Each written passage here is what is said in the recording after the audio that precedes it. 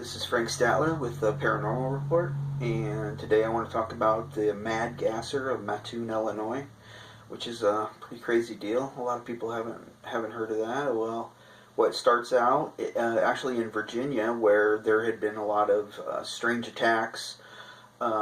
People saying that they have seen they started feeling sick, and that somebody was injecting gas into their house, and seems pretty hard to believe. Probably a lot of people, the doctors say that it is more likely it was a case of mass hysteria, which it possibly could be. The mad gasser. People do get worked up like that.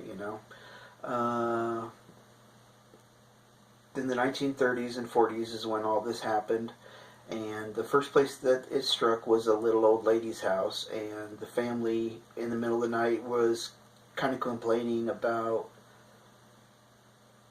being sick and stuff like that, and they thought maybe they had a gas leak, so they checked it out, but nothing happened, and so they reported to the police, but I don't remember, I couldn't find any information about what happened after the police call. So well, they did have a daughter named Alice who actually had a bad symptom of it.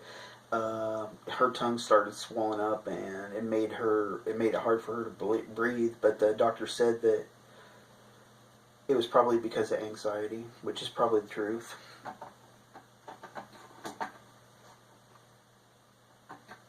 The next attack was in Cloverdale, Virginia, on December 24th. A guy was coming back from church with his family, and they started feeling nausea. They went and looked, and they called the police, and the police came, and they noticed a small hole in the back window, a nail hole, and they thought that's how the gas might have gotten injected in there.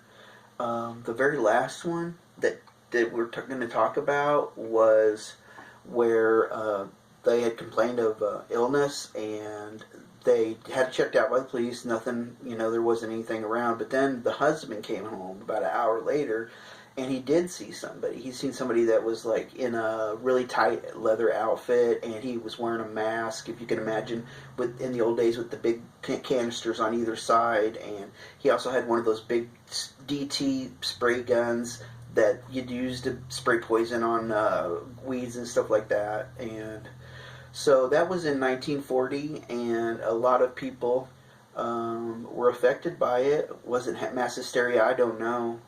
But it is an interesting case, and it's called the Mad Gasser of Matoon, Illinois, and I'd written an article about it, and I would like you to check it out. And it's going to be on the Paranormal Report and a couple other of my sites. So